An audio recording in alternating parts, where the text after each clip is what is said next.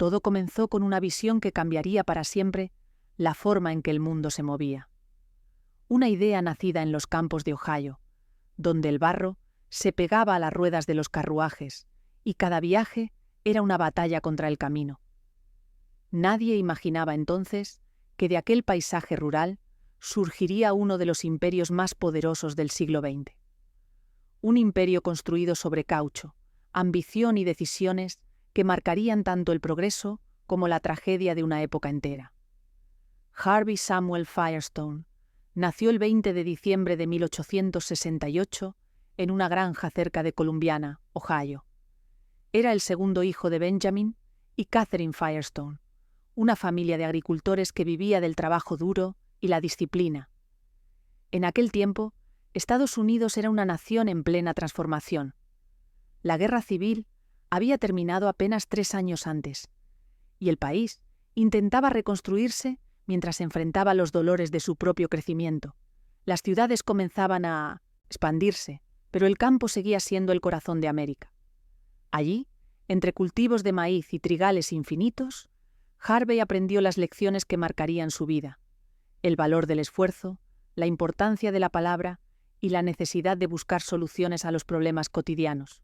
Por cierto, si te apasionan estas historias de poder, dinero y legado, aquí descubrirás documentales sobre imperios familiares, fortunas ocultas y los secretos que marcaron el rumbo del mundo. Suscríbete y cada semana exploraremos juntos cómo el dinero construyó y destruyó grandes dinastías. Después de esto, continuamos. Desde muy joven, Harvey mostró un talento especial para los negocios. No era el típico hijo de granjero que soñaba con heredar la tierra familiar. Tenía una curiosidad inquieta, una mente que buscaba constantemente formas de mejorar lo que veía a su alrededor. A los 12 años ya vendía productos de puerta en puerta y a los 16 trabajaba en una empresa de medicinas patentadas. Pero fue durante esos años cuando notó algo que otros pasaban por alto: el problema del transporte.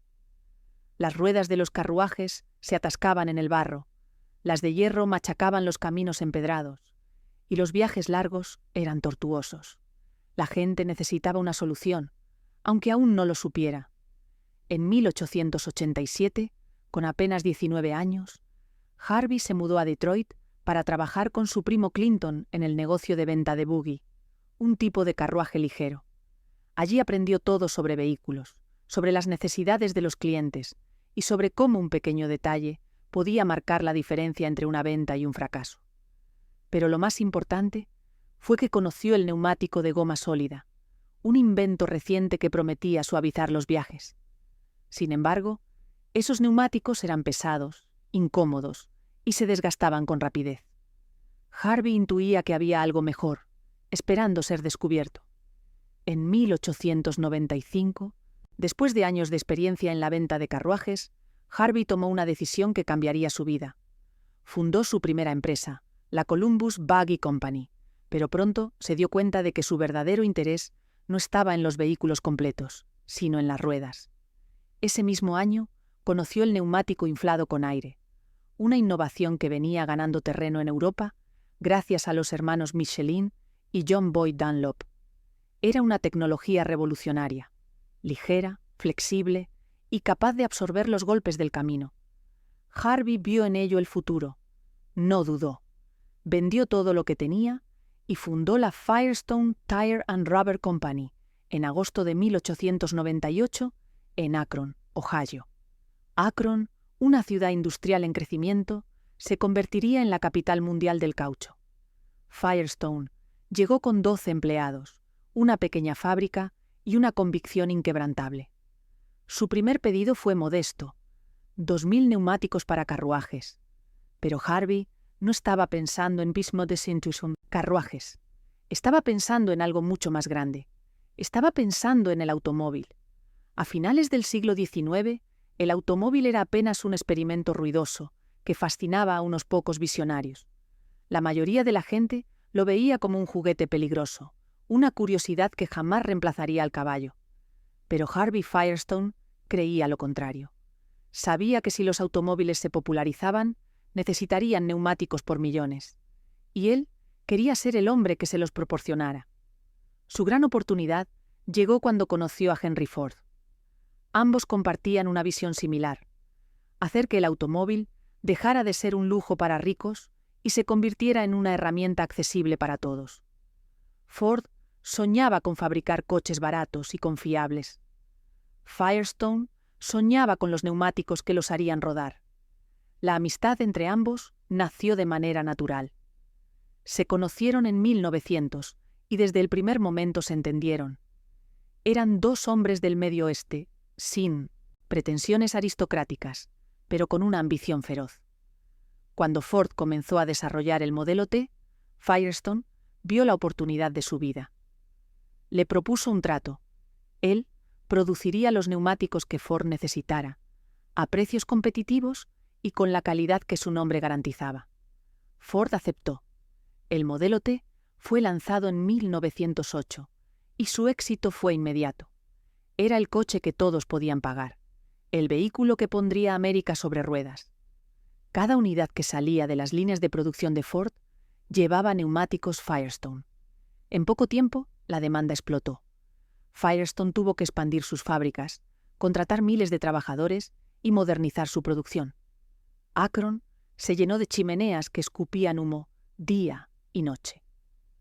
El ruido de las máquinas era constante, y el olor a caucho impregnaba cada rincón de la ciudad. Para 1910, Firestone ya era uno de los mayores fabricantes de neumáticos del país. Harvey no se detuvo allí. Entendió que para mantener su ventaja competitiva necesitaba innovar constantemente. Invirtió en investigación y desarrollo, mejorando el diseño de los neumáticos, haciéndolos más duraderos y seguros. También estableció una red de distribuidores que garantizaba que sus productos llegaran a cada rincón del país. Pero el verdadero golpe maestro vino cuando firmó contratos no solo con Ford, sino también con otras automotrices emergentes. General Motors, Studebaker, Packard, todas confiaban en Firestone. Su nombre se había convertido en sinónimo de calidad. En los anuncios publicitarios, Firestone se presentaba como la marca que nunca fallaba, la compañía que cuidaba de las familias americanas en cada viaje.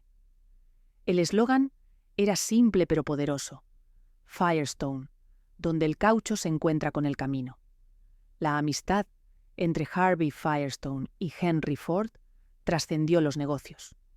Ambos formaban parte de un círculo exclusivo junto a Thomas Edison y el naturalista John Burroughs. Los cuatro solían realizar viajes de campamento cada verano, expediciones que la prensa bautizó como las Vagabond Trips. Eran escapadas que combinaban aventura, conversaciones filosóficas y una publicidad invaluable. Las fotografías de aquellos hombres, símbolos del ingenio americano, aparecían en periódicos de todo el país. Para el público, representaban el espíritu de una nación que creía poder conquistar cualquier desafío con trabajo e innovación. Pero detrás de esa imagen idílica, Firestone enfrentaba un problema que amenazaba con destruir su imperio antes de que alcanzara su apogeo: la dependencia del caucho natural. A principios del siglo XX, casi todo el caucho del mundo provenía de plantaciones controladas por británicos y holandeses en el sudeste asiático. Las colonias de Malasia, Ceilán y las Indias Orientales dominaban el mercado, y los precios fluctuaban según sus intereses. Para Firestone, esto era inaceptable. Sabía que si quería asegurar el futuro de su empresa, necesitaba controlar su propia fuente de caucho. No podía depender de otros. No podía permitir que su destino estuviera en manos de imperios coloniales, que podían cerrar el grifo cuando quisieran. Así comenzó su búsqueda. Harvey Firestone estudió mapas, consultó expertos y envió emisarios a explorar regiones tropicales donde el árbol del caucho pudiera cultivarse. Su atención se centró en América Latina y África. Brasil había sido el corazón de la producción de caucho en el siglo XIX, pero las plagas habían devastado sus plantaciones. África, en cambio, ofrecía tierras vírgenes, mano de obra abundante y gobiernos dispuestos a negociar. Liberia, una pequeña nación en la costa oeste africana, se presentó como la oportunidad perfecta. El país había sido fundado en 1822 por esclavos liberados que regresaron desde Estados Unidos, buscando construir una nueva vida. Sin embargo, casi un siglo después, Liberia luchaba con deudas crecientes, infraestructura inexistente y una economía dependiente de exportaciones menores. El gobierno liberiano, desesperado por estabilizar sus finanzas, estaba dispuesto a hacer concesiones que pocos países aceptarían. Harvey Firestone vio en ello no solo una oportunidad económica, sino una cruzada. En su mente, no estaba explotando a una nación vulnerable, estaba trayendo progreso. Estaba construyendo escuelas, hospitales, carreteras. Estaba llevando la civilización a una tierra que, según su perspectiva, lo necesitaba. Era el pensamiento típico de su época, una mezcla de paternalismo y ambición disfrazada de altruismo. Las negociaciones comenzaron en 1924. Firestone envió representantes a Monrovia, la capital de Liberia, para discutir los términos de un acuerdo sin precedentes. El gobierno liberiano, presionado por deudas con acreedores europeos, aceptó prácticamente todas las condiciones que Firestone impuso.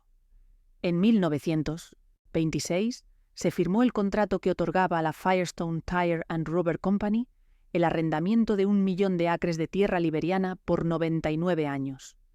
Casi una décima parte del territorio nacional quedaba bajo control de una corporación extranjera. A cambio, Firestone pagaría una renta simbólica y ofrecería un préstamo de $5 millones al gobierno liberiano. Pero ese préstamo venía con condiciones.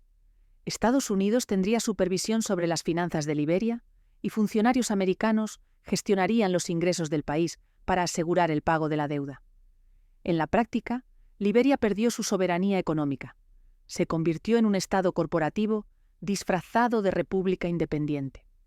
Firestone comenzó a construir lo que sería conocido como la Plantación Harvell, una combinación de los nombres Harvey y su esposa Ida Bell.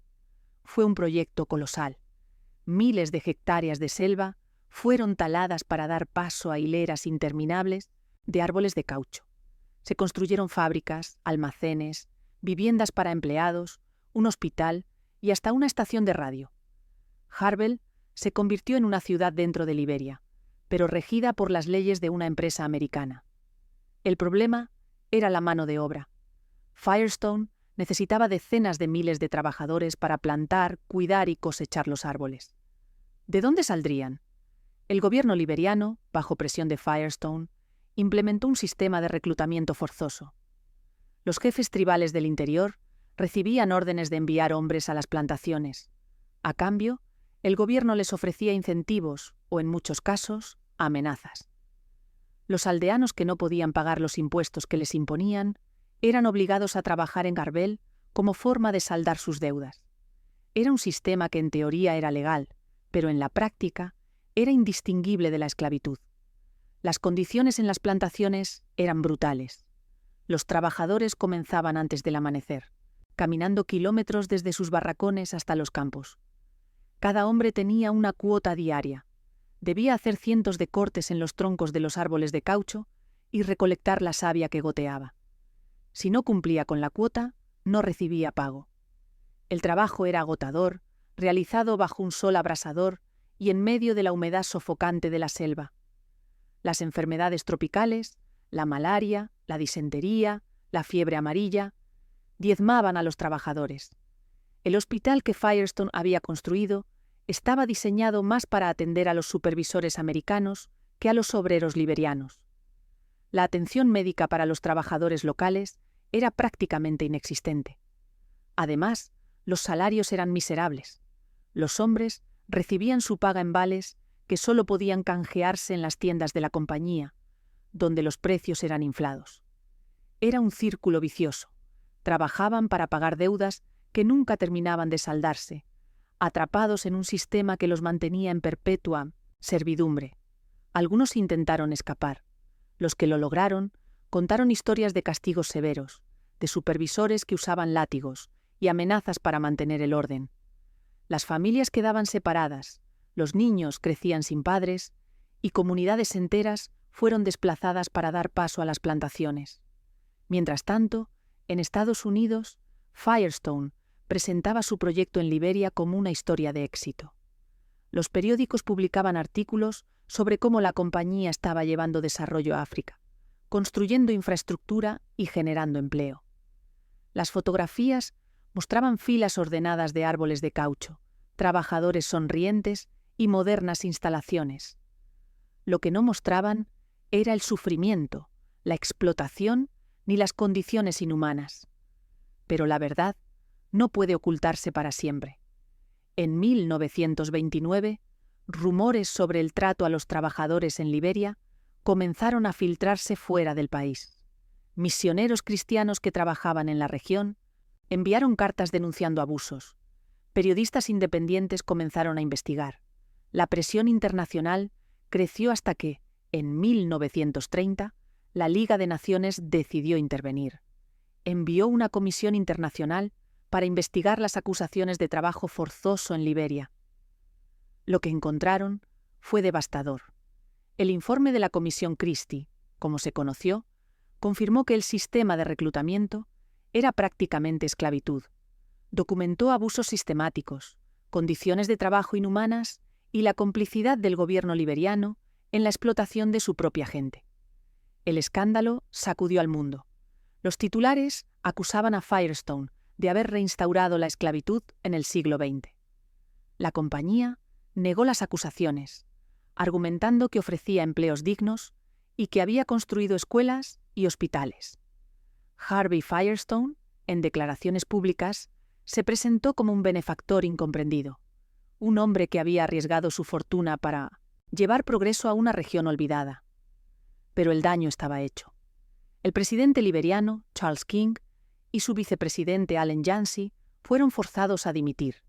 Sin embargo, Firestone no enfrentó consecuencias serias. El gobierno de Estados Unidos, que dependía del caucho liberiano para su industria, no estaba dispuesto a interferir demasiado. La plantación de Harvel siguió operando. Los trabajadores siguieron cosechando caucho. Y las ruedas siguieron girando. Mientras el escándalo de Liberia resonaba en los pasillos de la Liga de Naciones, el mundo se preparaba para enfrentar una crisis mucho mayor. En 1929, la Bolsa de Valores de Nueva York colapsó, desencadenando la Gran Depresión. Bancos quebraron, fábricas cerraron y millones de personas perdieron sus empleos. La economía mundial se tambaleó al borde del abismo.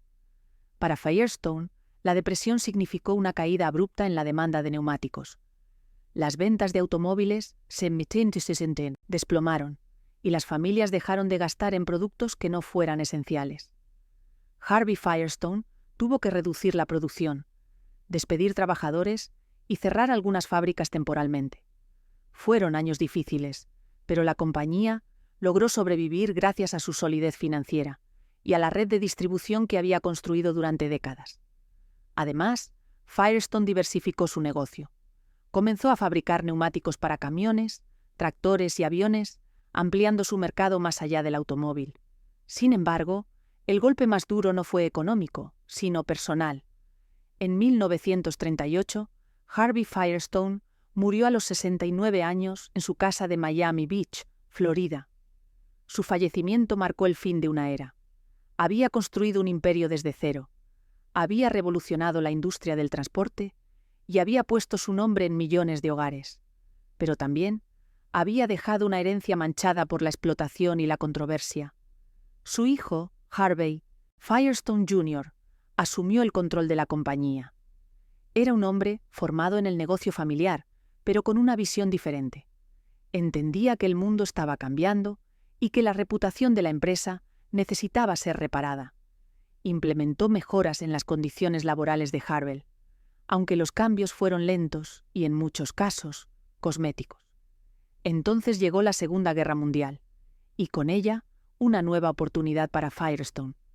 Cuando Japón invadió el sudeste asiático, en 1942, cortó el suministro de caucho natural de las plantaciones controladas por británicos y holandeses. De repente, Harvel se convirtió en la fuente más importante de caucho para los aliados. La plantación de Liberia pasó de ser una mancha en la reputación de la compañía a ser un activo estratégico vital. Firestone aumentó la producción al máximo. Miles de nuevos trabajadores fueron reclutados, y las jornadas laborales se extendieron. El gobierno de Estados Unidos invirtió en mejorar las infraestructuras de transporte en Liberia para facilitar la exportación de caucho. Harvel se convirtió en el corazón del esfuerzo de guerra americano. Cada tanque, cada avión, cada camión que los aliados enviaban al frente dependía del caucho que salía de aquellas plantaciones. La compañía se presentó como un bastión patriótico. Los anuncios publicitarios mostraban a Firestone como el socio indispensable en la lucha por la libertad. Y, de alguna manera, funcionó. El escándalo de los años 30 fue olvidado, o al menos eclipsado, por la narrativa de servicio a la nación. Después de la guerra, Estados Unidos entró en una época de prosperidad sin precedentes. Los soldados regresaron a casa, las fábricas retomaron la producción civil y las familias comenzaron a comprar automóviles, casas y electrodomésticos. Era la era del sueño americano, de los suburbios que se extendían al horizonte, de las autopistas que cruzaban el país de costa a costa. Y en cada uno de esos automóviles, en cada viaje familiar, estaban los neumáticos Firestone. La compañía prosperó como nunca antes. Abrió fábricas en todo el país y en el extranjero. Patrocinó programas de radio y televisión, consolidando su presencia en la cultura popular. El nombre Firestone era sinónimo de seguridad y confianza. Las familias sabían que con neumáticos Firestone llegarían a su destino sin problemas. Era una promesa que se repetía en cada anuncio, en cada eslogan, en cada campaña. Pero bajo esa fachada de éxito se estaban gestando problemas que la compañía aún no veía. El mercado estaba cambiando. Nuevos competidores emergían, tanto en Estados Unidos como en Europa y Asia. La tecnología avanzaba, y Firestone, acostumbrada a décadas de dominio, comenzó a quedarse atrás. El punto de inflexión llegó en los años 60, con la llegada del neumático radial. Hasta entonces, los neumáticos se fabricaban con capas diagonales de tela y caucho. Era la tecnología que Firestone había perfeccionado durante décadas, pero el neumático radial, desarrollado por Michelin en Francia, ofrecía ventajas significativas. Era más duradero, más eficiente en el consumo de combustible y proporcionaba mejor tracción. Las automotrices europeas comenzaron a adoptarlo masivamente. En Estados Unidos, sin embargo, la industria del neumático se resistió al cambio. Firestone, en particular, veía el radial como una amenaza. Cambiar toda su línea de producción requería inversiones enormes, y la compañía prefirió mantener su tecnología tradicional. Fue un error estratégico que tendría consecuencias catastróficas. Mientras Michelin ganaba terreno en el mercado global, Firestone se aferraba al pasado. Cuando finalmente decidió entrar en el mercado de los radiales, lo hizo apresuradamente, sin la preparación adecuada. En 1972, Firestone lanzó su línea de neumáticos radiales, Firestone 500. Era su apuesta para competir con los europeos y reconquistar el liderazgo del mercado. Pero desde el principio hubo problemas. Los neumáticos fallaban con una frecuencia alarmante. Las bandas de rodadura se separaban, causando que los neumáticos explotaran en plena carretera. Los conductores perdían el control de sus vehículos, y los accidentes comenzaron a acumularse. Al principio, Firestone ignoró las quejas. Culpó a los conductores por no mantener la presión adecuada en los neumáticos o por conducir de manera imprudente. Pero a medida que los informes de accidentes crecían, la empresa ya no pudo negar la realidad. Había un defecto grave en el diseño y la fabricación de los neumáticos. Las investigaciones revelaron que el problema radicaba en la planta de Decatur, Illinois. Durante una huelga prolongada en los años 70, Firestone había reemplazado a sus trabajadores experimentados con empleados temporales que carecían de la formación adecuada. El control de calidad se había desmoronado. Los neumáticos se fabricaban con pegamentos defectuosos, con capas mal aplicadas, con estándares que no se cumplían. Cada neumático que salía de aquella planta era una bomba de tiempo. Y miles de ellos ya estaban rodando en las carreteras de América. En 1978, la Administración Nacional de Seguridad del Tráfico en Carreteras comenzó una investigación formal. Los medios de comunicación se lanzaron sobre la historia. Los titulares acusaban a Firestone de poner en riesgo la vida de millones de personas. Las familias que habían perdido seres queridos en accidentes relacionados con los neumáticos defectuosos comenzaron a presentar demandas. La presión pública se volvió insostenible. Finalmente, en octubre de 1978, Firestone anunció la retirada voluntaria de más de 7 millones de neumáticos. Era una de las retiradas más grandes de la historia. El costo fue astronómico, no solo en términos financieros, sino en la destrucción de la reputación que la compañía había construido durante casi un siglo. El nombre Firestone, que había sido sinónimo de seguridad, ahora se asociaba con peligro y negligencia. Las ventas se desplomaron. Las fábricas comenzaron a cerrar. Miles de trabajadores perdieron sus empleos. Akron, la ciudad que había prosperado gracias al caucho, entró en una espiral de declive económico. Los barrios obreros se vaciaron, las tiendas cerraron y el orgullo que una vez había definido a la comunidad se desvaneció. Firestone intentó recuperarse. Invirtió en publicidad, mejoró sus procesos de fabricación e implementó controles de calidad más estrictos. Pero el daño era profundo. Los consumidores habían perdido la confianza, y recuperarla sería mucho más difícil que construirla desde cero. Además, la competencia internacional se intensificó. Los fabricantes japoneses, liderados por Bridgestone, comenzaron a ganar mercado en Estados Unidos. Ofrecían neumáticos de alta calidad a precios competitivos, y los consumidores, desencantados con Firestone, estaban dispuestos a probar nuevas marcas. Para mediados de los años 80, Firestone estaba al borde del colapso. La empresa que había dominado la industria durante décadas ya no podía competir. Las pérdidas se acumulaban, los accionistas perdían la fe y la familia Firestone, que había controlado la compañía desde su fundación, se veía obligada a tomar una decisión dolorosa.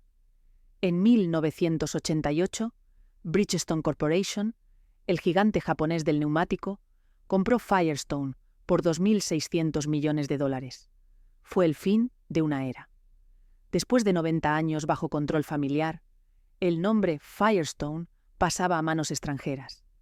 Bridgestone prometió revitalizar la marca, invertir en tecnología y devolver a Firestone su lugar en el mercado. Pero para muchos, la venta fue un símbolo del declive industrial de Estados Unidos. Una de las compañías más emblemáticas del país había sido vendida porque no pudo adaptarse a los cambios del mundo. Bridgestone comenzó a modernizar las fábricas, a rediseñar los neumáticos y a implementar estándares internacionales de calidad. Lentamente, Firestone comenzó a recuperar algo de su reputación. Pero el apellido que había significado tanto ya no pertenecía a la familia que lo había hecho famoso.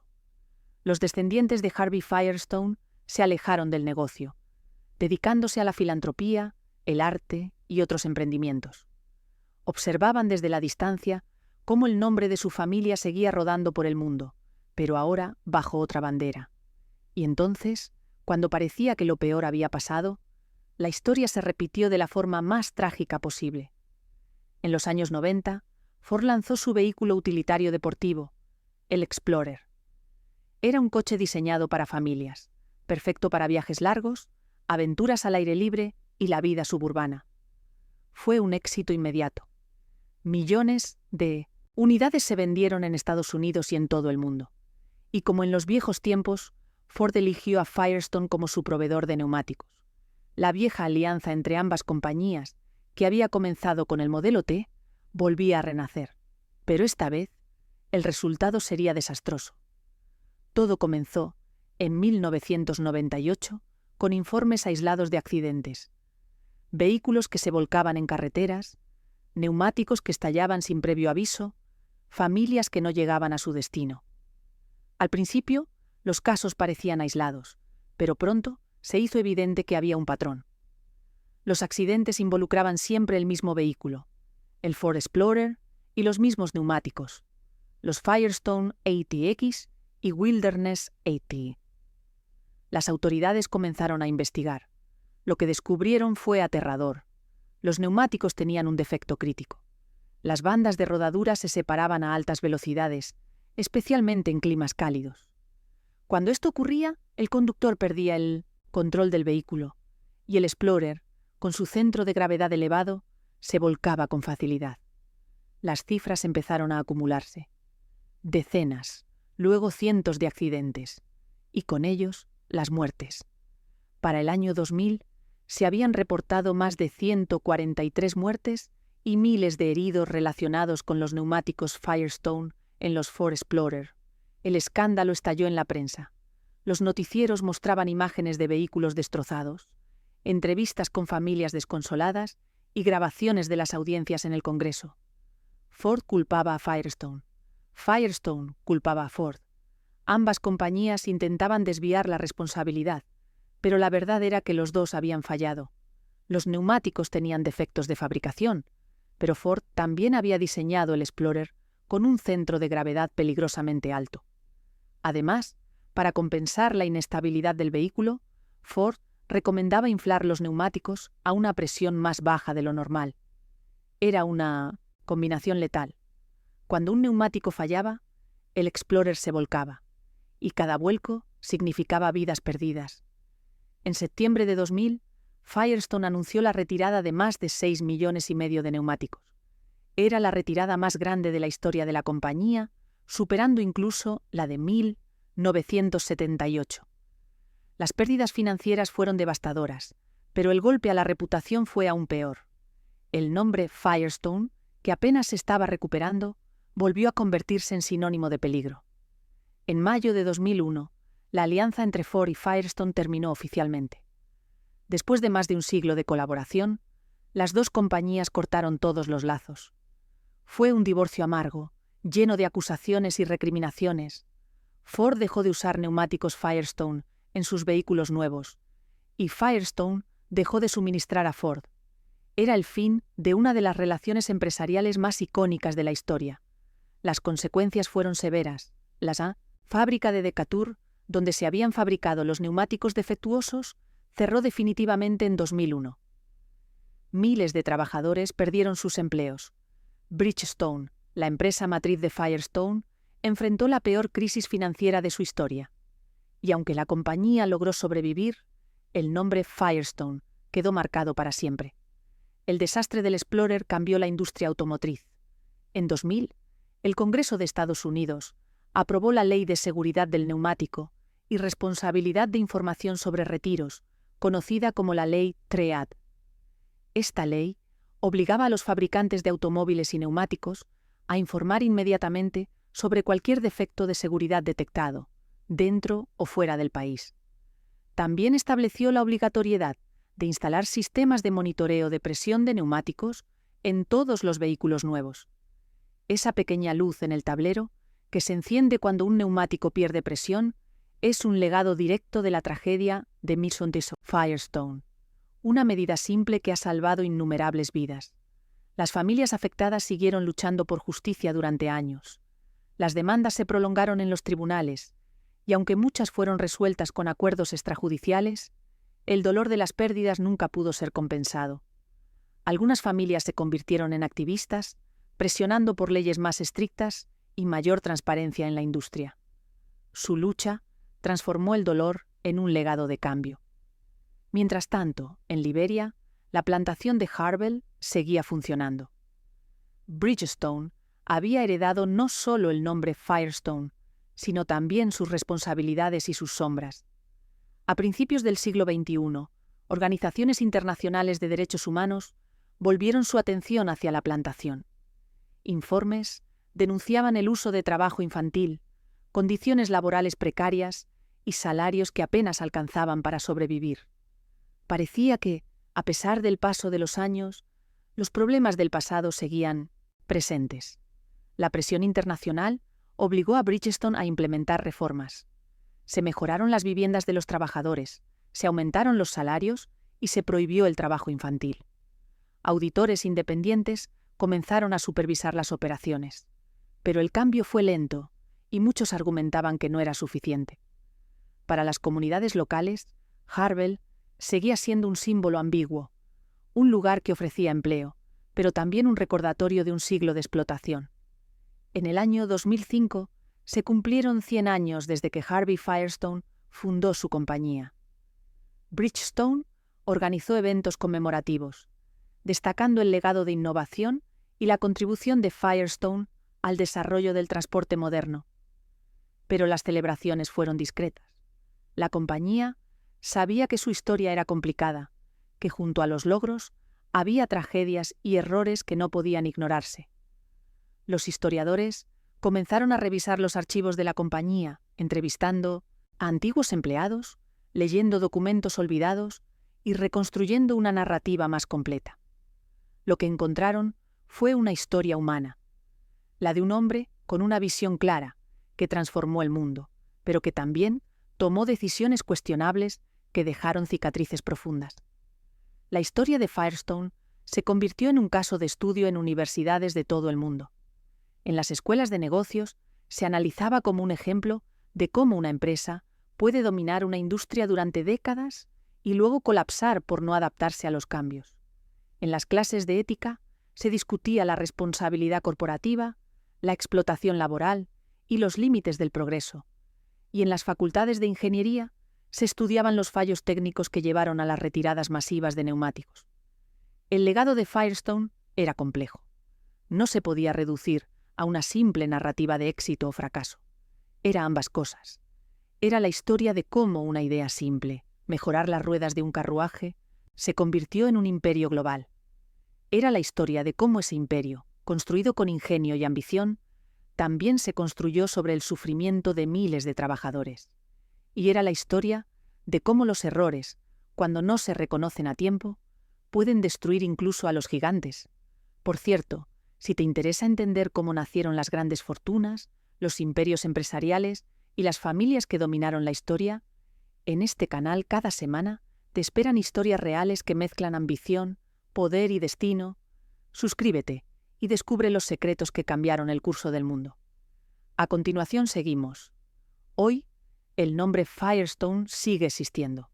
Los neumáticos se venden en talleres de todo el mundo y la marca aún tiene presencia en el mercado. Pero es una sombra de lo que fue. Ya no es un símbolo de dominio industrial, sino un recordatorio de que ninguna empresa, por más grande que sea, puede ignorar sus responsabilidades sin pagar un precio. En Liberia, las diferentes comunidades que vivieron bajo el dominio de Harvel durante décadas siguen luchando por un futuro mejor. Algunas de las tierras han sido devueltas a cooperativas locales, y los jóvenes de la región sueñan con un desarrollo que no repita los errores del pasado. Hay escuelas que enseñan la historia de las plantaciones, no para glorificarlas, sino para entender lo que ocurrió y evitar que vuelva a suceder. En Estados Unidos, la ciudad de Akron ha intentado reinventarse. Los viejos edificios de las fábricas de caucho se han convertido en centros culturales, museos y espacios de innovación tecnológica. La ciudad recuerda su pasado con orgullo, pero también con una conciencia de que aquel auge tuvo un costo humano que no debe olvidarse. Los descendientes de Harvey Firestone, aunque alejados del negocio, siguen llevando un apellido que significa mucho. Para algunos es un orgullo, para otros una carga. Saben que su antepasado cambió el mundo, pero también que las decisiones que tomó dejaron heridas que aún no han sanado del todo. Algunos han dedicado parte de su fortuna a proyectos filantrópicos, intentando, de alguna manera, equilibrar el legado familiar. La historia de Firestone es un espejo. Refleja lo mejor y lo peor de la era industrial. Muestra cómo la innovación puede transformar el mundo, pero también cómo la ambición desmedida puede causar sufrimiento. Es la historia de un hombre que soñó con conectar ciudades, que creía sinceramente en el progreso y que, sin embargo, no vio o no quiso ver el precio que otros pagaban por su visión. A lo largo del siglo XX, Firestone puso al mundo sobre ruedas. Sus neumáticos hicieron posible que las familias viajaran, que las mercancías se transportaran, que las ciudades se conectaran, pero también dejó un rastro de explotación en Liberia, de accidentes mortales en las carreteras y de trabajadores despedidos en fábricas cerradas. Es un legado dual, imposible de simplificar. Cuando miramos hacia atrás, es fácil juzgar con la moral del presente. Es fácil decir que Harvey Firestone debería haber hecho las cosas de otra manera, que debería haber tratado mejor a los trabajadores de Liberia, que debería haber invertido más en control de calidad. Pero también es importante entender el contexto de su época. Era un tiempo en el que la explotación colonial se veía como algo normal, en el que las empresas no rendían cuentas de la misma manera, en el que la seguridad del consumidor no era una prioridad. Harvey Firestone era un hombre de su tiempo. No era un villano, pero tampoco era un héroe. Era un empresario brillante que vio oportunidades donde otros veían obstáculos, pero que también tomó decisiones que causaron daño. Y esa es, quizás, la lección más importante de su historia: que el progreso, para ser verdadero, debe ser equilibrado, que no basta con innovar, hay que hacerlo de manera responsable, que el éxito no se mide solo en beneficios económicos, sino en el impacto que dejamos en las vidas de los demás. El caucho, el material que hizo famoso a Firestone, es una metáfora perfecta de su historia. Es flexible, resistente, capaz de adaptarse a cualquier terreno, pero si se estira demasiado, se rompe. Y eso fue lo que pasó con la compañía. Se estiró tanto, creció tanto, que perdió de vista sus valores fundamentales. Y cuando las grietas comenzaron a aparecer, ya era demasiado tarde para repararlas. Hoy, cuando un conductor pisa el acelerador y siente cómo las ruedas se adhieren al asfalto, probablemente no piensa en Harvey Firestone. No piensa en los trabajadores de Liberia, ni en los ingenieros de Akron, ni en las familias que perdieron seres queridos en accidentes. Pero todos ellos están ahí, invisibles, en cada giro de la rueda. Son parte de una historia que comenzó hace más de un siglo y que aún no ha terminado. Porque el progreso no se detiene. El mundo sigue avanzando, las carreteras siguen extendiéndose y los neumáticos siguen rodando, pero ahora lo hacen con una conciencia diferente, con leyes que protegen al consumidor, con sistemas que monitorean la seguridad, con empresas que, al menos en teoría, rinden cuentas de sus acciones. Y todo eso es, en parte, gracias a los errores de Firestone, porque a veces los mayores aprendizajes vienen de los mayores fracasos. La historia de Firestone nos enseña que el poder sin responsabilidad es una receta para el desastre, que la innovación sin ética puede convertirse en explotación, que el éxito sin humildad lleva a la arrogancia y eventualmente a la caída. Pero también nos enseña que es posible aprender, cambiar y hacer las cosas mejor, que los errores del pasado pueden convertirse en las bases de un futuro más justo, que la memoria, aunque dolorosa, es necesaria para no repetir los mismos errores. En un mundo que avanza cada vez más rápido, donde la tecnología cambia constantemente y las empresas surgen y desaparecen en cuestión de años, la historia de Firestone sigue siendo relevante. Porque nos recuerda que detrás de cada producto, de cada marca, de cada innovación, hay personas que trabajan, que sufren, que sueñan, y que esas personas merecen respeto, dignidad y justicia. Harvey Firestone quería que su nombre significara calidad, confianza y progreso, y durante muchos años lo logró.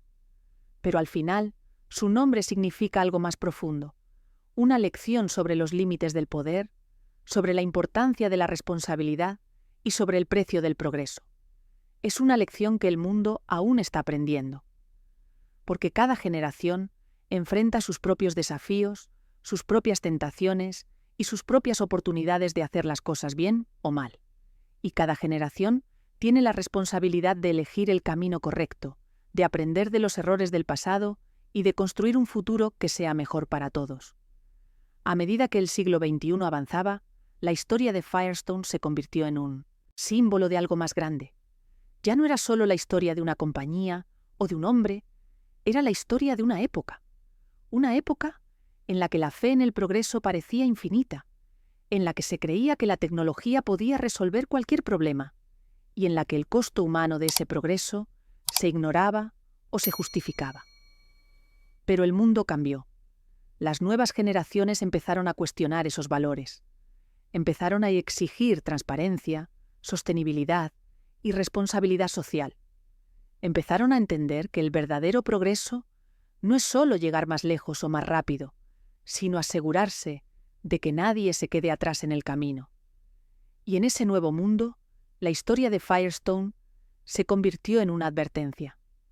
Una advertencia de lo que ocurre cuando las empresas olvidan su responsabilidad, cuando la ambición ciega a la ética, cuando el poder se impone sobre la empatía. Pero también se convirtió en una fuente de aprendizaje. Porque si algo bueno puede salir de una historia tan compleja y dolorosa, es la oportunidad de hacer las cosas mejor. De construir empresas que no solo busquen beneficios, sino que también cuiden de sus trabajadores, de sus comunidades y del planeta. En Liberia, el paisaje ha cambiado lentamente. Algunas zonas de la antigua plantación han sido reconvertidas en proyectos agrícolas sostenibles, gestionados por cooperativas locales. Los descendientes de los trabajadores, que sufrieron bajo el dominio de Firestone, ahora tienen voz en las decisiones que afectan su futuro. Es un cambio gradual, pero significativo. Representa la esperanza de que el pasado, aunque doloroso, puede transformarse en una base para un futuro más justo. En el año 2015, un grupo de historiadores y activistas propuso la creación de un memorial en Harvel, no para glorificar a Firestone, sino para recordar a los miles de trabajadores que dedicaron sus vidas a las plantaciones. El memorial consistiría en una serie de placas con los nombres de los trabajadores conocidos, junto con un monumento simbólico que representara la resiliencia de las comunidades locales. La propuesta generó debate. Algunos argumentaban que era innecesario, que era mejor dejar el pasado atrás y enfocarse en el futuro. Otros insistían en que la memoria era fundamental, que sin reconocer lo que ocurrió no se podía avanzar verdaderamente. Finalmente, en 2018, el memorial fue inaugurado. La ceremonia fue sencilla, pero emotiva. Asistieron descendientes de trabajadores, representantes del gobierno liberiano, activistas de derechos humanos y, sorprendentemente, algunos miembros de la familia Firestone. Fue un momento de reconocimiento, de aceptar una verdad incómoda pero necesaria. Durante la ceremonia, uno de los descendientes de Harvey Firestone tomó la palabra. Habló con voz calmada, pero firme. Dijo que su familia reconocía los errores del pasado, que entendían el dolor que se había causado y que estaban comprometidos a aprender de esa historia. No pidió perdón en nombre de su bisabuelo, porque sabía que el perdón no era algo que pudiera otorgarse o recibirse tan fácilmente. Pero sí expresó su respeto por las comunidades que habían sufrido y su esperanza de que el futuro fuera diferente. Las palabras fueron recibidas con un silencio respetuoso. Para muchos, fue el comienzo de una reconciliación simbólica. No borraba el pasado, pero reconocía su existencia y su importancia. En Estados Unidos, el recuerdo de Firestone seguía presente de maneras más sutiles, en los museos del automóvil, en las exposiciones sobre la historia industrial, en las conversaciones sobre ética empresarial. La compañía ya no era un gigante, pero su historia seguía enseñando lecciones valiosas. Los estudiantes de negocios analizaban sus decisiones estratégicas, los ingenieros estudiaban sus fallos técnicos y los filósofos discutían sus dilemas éticos. Era una historia que se prestaba a múltiples interpretaciones, que ofrecía algo diferente a cada persona que la exploraba. Algunos veían en ella una historia de éxito y caída, otros una historia de explotación y resistencia. Ambas interpretaciones eran válidas porque la historia de Firestone era, en esencia, la historia de la complejidad humana. En 2020, la pandemia de COVID-19 sacudió al mundo. Las industrias se paralizaron, las cadenas de suministro se rompieron y las empresas tuvieron que adaptarse rápidamente a una nueva realidad.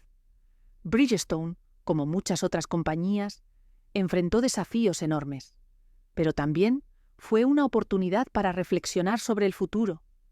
La compañía anunció planes para invertir en materiales sostenibles, para reducir su huella de carbono y para mejorar las condiciones laborales en todas sus operaciones. Era un reconocimiento de que el mundo había cambiado y de que las empresas que no se adaptaran a los nuevos valores simplemente no sobrevivirían. En ese contexto, el nombre Firestone volvió a mencionarse, esta vez como un recordatorio de lo que no se debe hacer. Era un ejemplo de cómo ignorar las señales de cambio puede llevar al desastre. Pero también era un ejemplo de cómo, incluso después de caer, una compañía puede intentar redimirse, cambiar y aprender. La historia de Firestone nos enseña que no hay éxitos permanentes ni fracasos definitivos, que todo está en constante movimiento, como las ruedas que la compañía fabricaba, que lo importante no es nunca caer, sino cómo nos levantamos después de la caída, y sobre todo, que el verdadero legado no se mide en beneficios económicos o en cuota de mercado, sino en el impacto que dejamos en el mundo y en las vidas de las personas. A medida que el siglo XXI avanzaba, el mundo del transporte seguía evolucionando. Los automóviles eléctricos empezaban a dominar las carreteras, los sistemas de conducción autónoma se perfeccionaban y las ciudades diseñaban nuevas formas de movilidad urbana. Pero a pesar de todos estos cambios tecnológicos, los neumáticos seguían siendo esenciales.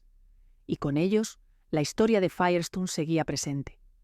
En 2023, un documental titulado El Imperio del Caucho fue estrenado en plataformas digitales. El documental exploraba la historia completa de Firestone, desde sus humildes comienzos en Ohio hasta su caída y las consecuencias que dejó en Liberia y en Estados Unidos. Incluía entrevistas con historiadores, descendientes de trabajadores, ingenieros y miembros de la familia Firestone.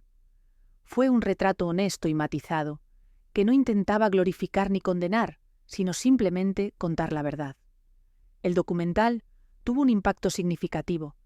Millones de personas lo vieron, y muchas quedaron sorprendidas por la complejidad de la historia.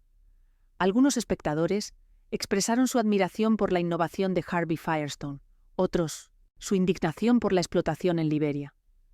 Pero la mayoría coincidió en una cosa, que era una historia que necesitaba ser contada, que era importante recordar el pasado para entender el presente. En las redes sociales, el documental generó conversaciones profundas sobre responsabilidad corporativa, sobre el legado del colonialismo y sobre cómo las decisiones de una generación pueden afectar a las siguientes. Fue un recordatorio de que la historia no es algo abstracto, algo que ocurrió hace mucho tiempo y que ya no importa. La historia está viva, presente en las estructuras que nos rodean, en las empresas que operan hoy y en las decisiones que tomamos cada día. Para muchos jóvenes que vieron el documental, fue la primera vez que escucharon el nombre Firestone. Y para ellos, la historia no era solo sobre neumáticos o caucho, era sobre algo mucho más grande. Era sobre cómo el progreso puede tener un lado oscuro, sobre cómo la ambición puede cegar a las personas y sobre cómo el poder, si no se usa con responsabilidad, puede causar un daño inmenso. En Liberia, el documental también fue visto con atención. Para las comunidades que habían vivido bajo la sombra de Harvell, fue un momento de validación. Sintieron que finalmente su historia estaba siendo escuchada, que el mundo estaba reconociendo lo que habían sufrido. Algunos ancianos que aparecieron en el documental, compartiendo sus recuerdos de las plantaciones, se convirtieron en figuras respetadas, guardianes de una memoria que no debía olvidarse. En los años siguientes, se organizaron iniciativas para preservar esa memoria. Se crearon archivos digitales con testimonios orales, fotografías y documentos históricos. Se establecieron programas educativos en las escuelas locales para enseñar a los jóvenes sobre la historia de Harvell, no para generar resentimiento, sino para fomentar el pensamiento crítico y la conciencia histórica. Porque solo entendiendo el pasado se puede construir un futuro mejor. Mientras tanto, en el mundo empresarial, la historia de Firestone se convirtió en un caso de estudio obligatorio. Las nuevas generaciones de líderes empresariales aprendían sobre la importancia de la ética, de la transparencia y de la responsabilidad social. Aprendían que el éxito a corto plazo no vale nada si se construye sobre bases frágiles, y que las empresas que ignoran sus responsabilidades eventualmente pagan el precio. En 2025, se cumplieron 100 años desde que Firestone firmó el contrato con Liberia. Fue una fecha simbólica, un momento para reflexionar sobre todo lo que había ocurrido en ese siglo. En Harvell se organizó una ceremonia conmemorativa. No fue una celebración, sin un acto de memoria y reflexión. Asistieron representantes del gobierno liberiano, de Bridgestone, de organizaciones de derechos humanos y, por supuesto, miembros de las comunidades locales. Durante la ceremonia, se plantó un árbol de caucho simbólico. No para producir caucho, sino como un monumento vivo, un recordatorio de que la vida sigue, de que la tierra puede sanar y de que el futuro puede ser diferente. Junto al árbol, se colocó una placa con una inscripción simple pero poderosa, en memoria de todos aquellos que trabajaron estas tierras, que su sacrificio no sea olvidado y que su legado inspire justicia. Fue un momento emotivo. Muchos de los presentes lloraron, no solo por el dolor del pasado, sino por la esperanza del futuro. Porque si algo había demostrado ese siglo, era que el cambio es posible, que las heridas pueden sanar, que las injusticias pueden ser reconocidas y que aunque el pasado no puede cambiarse, el futuro sí puede ser diferente. En Estados Unidos, la fecha también fue recordada. Varios medios de comunicación publicaron artículos sobre la historia de Firestone, explorando su legado y lo que significaba para el presente. Algunos artículos se centraban en los logros técnicos de la compañía, en cómo había revolucionado el transporte y contribuido al desarrollo económico del país. Otros se centraban en las sombras, en la explotación en Liberia y en los escándalos de seguridad, pero la mayoría intentaba presentar una imagen equilibrada, reconociendo tanto los logros como los errores. Porque la historia de Firestone no era blanca o negra, era una mezcla compleja de ambos. Era la historia de un hombre brillante que cambió el mundo, pero que también tomó decisiones que causaron sufrimiento. Era la historia de una empresa que dominó una industria durante décadas, pero que perdió su camino cuando dejó de escuchar las señales de alerta. Era la historia de cómo el progreso, cuando se construye sin ética, puede convertirse en destrucción. Y quizás, al final, esa sea la lección más importante de toda esta historia. Que el progreso no es un fin en sí mismo, sino un medio. Que lo que importa no es cuánto avanzamos, sino cómo avanzamos y a quién dejamos atrás en el camino. Que el verdadero éxito no se mide en beneficios económicos o en reconocimiento público, sino en el impacto positivo que dejamos en el mundo y en las vidas de las personas. Harvey Firestone soñó con un mundo en movimiento, con carreteras que conectaran ciudades y familias que pudieran viajar libremente. Y ese sueño se hizo realidad. Pero el camino para llegar allí estuvo lleno de dolor, de explotación y de tragedias que se pudieron haber evitado. Y eso es algo que no debe olvidarse. Hoy, cuando vemos un neumático con el nombre Firestone, estamos viendo mucho más que un producto. Estamos viendo la historia del siglo XX condensada en caucho. Estamos viendo la innovación y la ambición, el progreso y la explotación, el éxito y el fracaso. Estamos viendo un recordatorio de que cada decisión tiene consecuencias, de que cada acción deja huellas y de que el verdadero legado de una persona o una empresa no es lo que construye, sino cómo lo construye, porque al final lo que define a una generación no son sus logros, sino cómo esos logros fueron alcanzados. Y lo que define a una empresa no es su cuota de mercado o sus beneficios, sino el impacto que tiene en las vidas de las personas. Firestone cambió el mundo. De eso no hay duda, pero también dejó cicatrices profundas que aún no han sanado del todo. Y esa es la lección que debemos llevar con nosotros mientras avanzamos hacia el futuro, que el progreso sin responsabilidad es solo una ilusión, que la innovación sin ética puede convertirse en explotación y que el verdadero legado no se mide en lo que construimos, sino en cómo tratamos a las personas en el proceso. La historia de Firestone es un espejo en el que nos reflejamos como sociedad. Nos muestra lo mejor y lo peor de nosotros mismos. Nos recuerda que somos capaces de grandes hazañas, pero también de grandes errores. Y nos desafía a hacer mejor las cosas, a aprender del pasado y a construir un futuro que sea más justo, más equitativo y más humano. Porque al final, eso es lo que importa. No cuánto avanzamos, sino hacia dónde nos dirigimos. No cuánto construimos, sino sobre qué cimientos lo hacemos. Y no cuánto éxito alcanzamos, sino cuántas personas pueden compartir ese éxito con nosotros. Harvey Firestone puso al mundo sobre ruedas, y por eso merece ser recordado. Pero también merece ser recordado por las sombras que dejó, por las vidas que se perdieron en el camino y por las lecciones que su historia nos enseña. Porque solo recordando el pasado en su totalidad, con sus luces y sus sombras, podemos asegurarnos de no repetir los mismos errores en el futuro. Y así, mientras las ruedas siguen girando, mientras las carreteras siguen extendiéndose y mientras el mundo sigue avanzando, la historia de Firestone permanece. No como una reliquia del pasado, sino como una lección viva, una lección sobre el poder, sobre la responsabilidad y sobre el precio del progreso. Una lección que, si la escuchamos con atención, puede guiarnos hacia un futuro mejor, porque el camino del progreso no tiene fin, pero la forma en que lo recorremos, eso depende de nosotros. El tiempo continuó su marcha implacable, y con él, las lecciones de Firestone se fueron integrando en el tejido de la conciencia colectiva. A medida que el siglo XXI avanzaba hacia su tercera década, el mundo enfrentaba nuevos desafíos que resonaban con ecos del pasado. La globalización había conectado al planeta de formas que Harvey Firestone nunca podría haber imaginado, pero también había expuesto las mismas tensiones entre progreso y justicia que definieron su era. En las universidades más prestigiosas del mundo, la historia de Firestone se enseñaba no como un caso aislado, sino como parte de un patrón más amplio.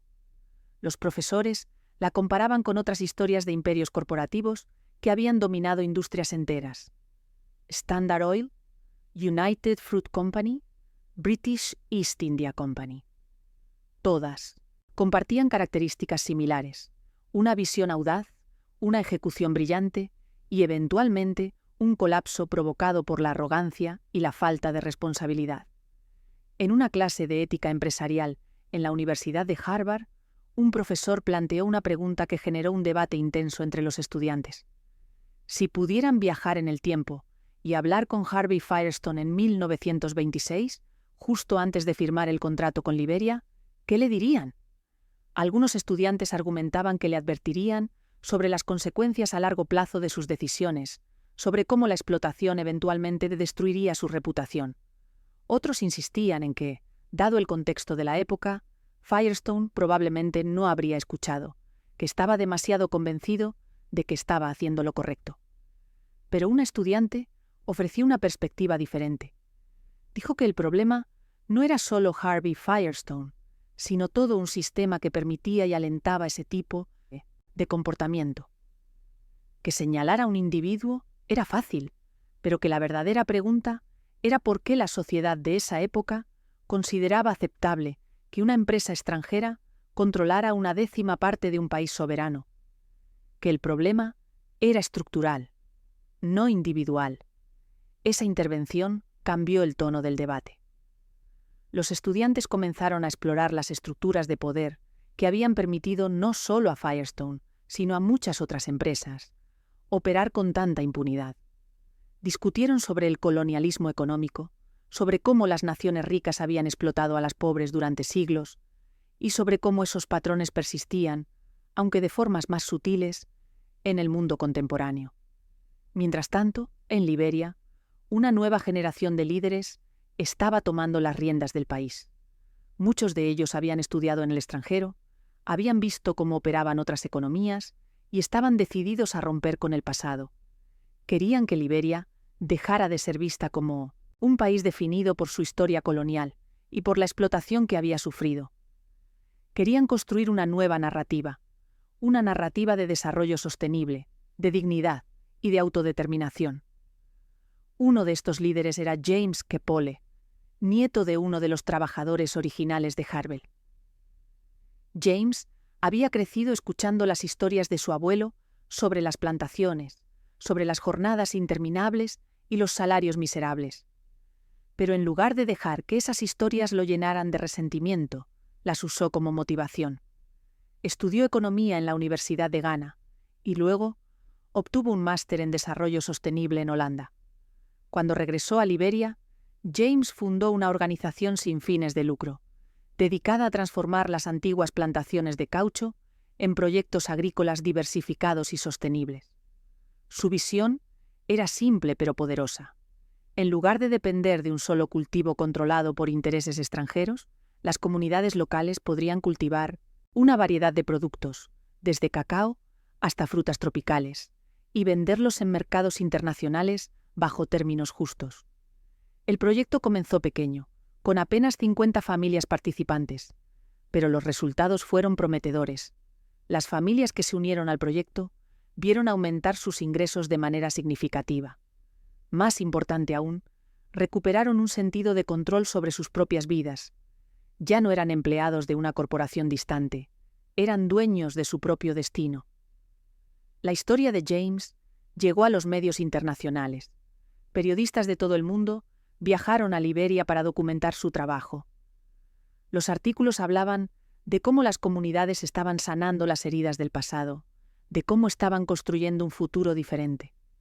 Y en cada uno de esos artículos se mencionaba inevitablemente a Firestone como el punto de partida de una historia que finalmente estaba tomando un giro positivo. En 2028, James fue invitado a dar una charla TEDx en Monrovia. El tema de su charla era Del caucho a la libertad, cómo una comunidad transformó su legado. Frente a una audiencia de cientos de personas y con millones más viendo en línea, James contó la historia de su abuelo, de las plantaciones y de cómo su generación estaba escribiendo un nuevo capítulo.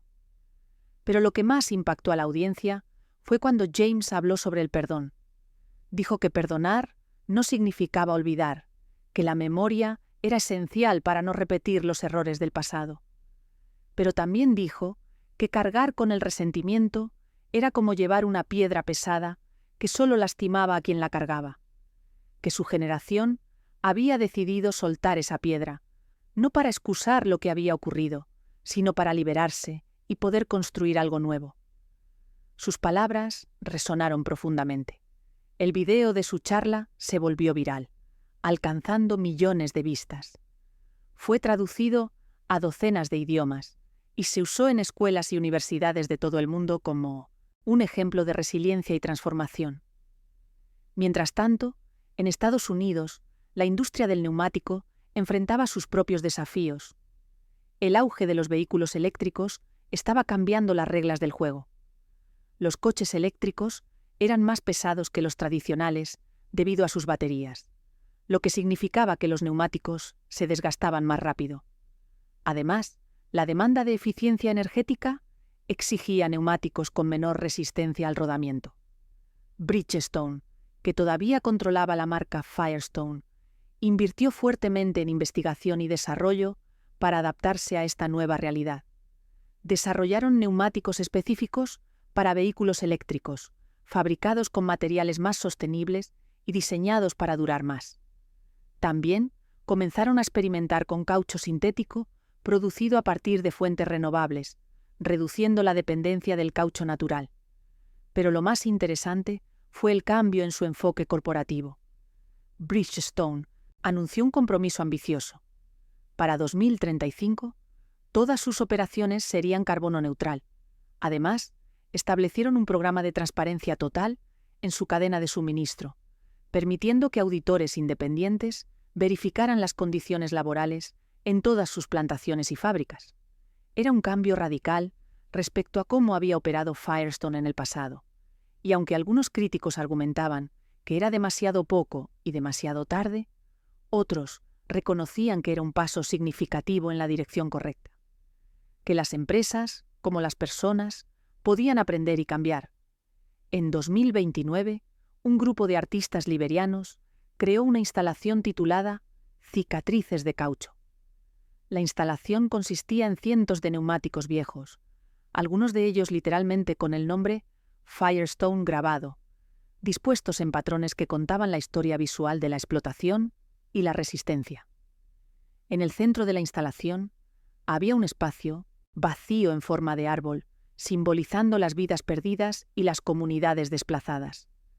La instalación viajó por museos de todo el mundo, desde Nueva York hasta Londres, desde Tokio hasta Ciudad del Cabo. En cada ciudad generaba conversaciones profundas sobre el legado del colonialismo, sobre la responsabilidad corporativa y sobre cómo el arte puede ser una herramienta poderosa para procesar el trauma colectivo. Uno de los artistas, una mujer llamada Miatta Fahnbulleh, explicó en una entrevista que el propósito de la instalación no era señalar culpables, sino crear un espacio para la reflexión. Dijo que cada persona que veía la instalación la interpretaba de manera diferente y que eso era exactamente lo que buscaban. Querían que la gente se hiciera preguntas incómodas, que cuestionara sus propias suposiciones sobre el progreso y el desarrollo. En el ámbito académico, los historiadores continuaban desenterrando nuevos detalles sobre la historia de Firestone. En 2030, un investigador de la Universidad de Princeton encontró una colección de cartas personales de Harvey Firestone que nunca habían sido publicadas. Las cartas, escritas a su esposa Idabel durante sus viajes a Liberia en los años 20, ofrecían una ventana única a sus pensamientos y sentimientos. Antes de terminar, recuerda que creamos este canal con un propósito: rescatar las historias que revelan cómo el dinero y la ambición dieron forma a nuestra historia. Porque entender las grandes fortunas es entender el poder, la humanidad y sus sombras. Suscríbete y forma parte de esta comunidad que ama descubrir los secretos del pasado. Retomemos desde aquí. En las cartas, Harvey expresaba una mezcla curiosa de optimismo y duda. Por un lado, estaba entusiasmado con el potencial de las plantaciones, con la idea de que estaba construyendo algo monumental. Pero por otro lado, también expresaba incomodidad con algunas de las prácticas que observaba. En una carta, escribió sobre haber visto a trabajadores siendo transportados en camiones como ganado, y admitió que le perturbó. Pero luego racionalizaba, diciéndose a sí mismo que era una situación temporal, que una vez que las plantaciones estuvieran establecidas, todo mejoraría. Esas cartas humanizaban a Harvey de una manera que los documentos corporativos nunca podrían hacer. Mostraban a un hombre que no era completamente ciego a las injusticias que estaba perpetuando, pero que había elegido priorizar sus ambiciones por encima de sus dudas. Era un recordatorio de que las decisiones morales rara vez son simples, que a menudo implican elegir entre valores en conflicto. La publicación de estas cartas generó un nuevo debate. Algunos argumentaban que hacían a Harvey más culpable, porque demostraban que sabía que algo estaba mal, pero eligió ignorarlo. Otros argumentaban que lo hacían más comprensible, más humano, y que esa humanidad era importante para entender no solo su historia, sino la historia de todos nosotros. Porque ¿cuántas veces elegimos ignorar las consecuencias incómodas de nuestras decisiones? ¿Cuántas veces racionalizamos comportamientos que sabemos que están mal porque nos benefician? En 2031 se organizó un simposio internacional en Akron, titulado El legado de Firestone, 100 años después. Reunió a historiadores, economistas, activistas de derechos humanos, ejecutivos de la industria del neumático y representantes de las comunidades liberianas. Durante 3 días, exploraron la historia desde todos los ángulos posibles. Uno de los momentos más memorables del simposio fue un panel en el que participaron un descendiente de Harvey Firestone y James K. Pole, el activista liberiano. Los dos hombres se sentaron lado a lado y hablaron con honestidad brutal sobre lo que el nombre Firestone significaba para cada uno de ellos. Para el descendiente, era un legado complicado, algo de lo que sentirse orgulloso en algunos aspectos y avergonzado en otros. Para James, era un recordatorio del dolor de su comunidad, pero también de su capacidad de resistencia. Al final del panel, los dos hombres se estrecharon la mano. Fue un gesto simple, pero cargado de significado. No resolvía nada, no borraba el pasado, pero simbolizaba la posibilidad de diálogo, de entendimiento, de avanzar juntos hacia un futuro diferente. Mientras el simposio llegaba a su fin, los participantes elaboraron una declaración conjunta. La declaración reconocía los errores del pasado, celebraba los progresos del presente y establecía principios para el futuro. Principios como la transparencia corporativa, el respeto por las comunidades locales, la sostenibilidad ambiental y la justicia económica. La declaración fue firmada por representantes de las principales empresas de neumáticos del mundo, comprometiéndose a adherirse a estos principios. Fue un momento histórico, un reconocimiento de que la industria necesitaba cambiar fundamentalmente su forma de operar.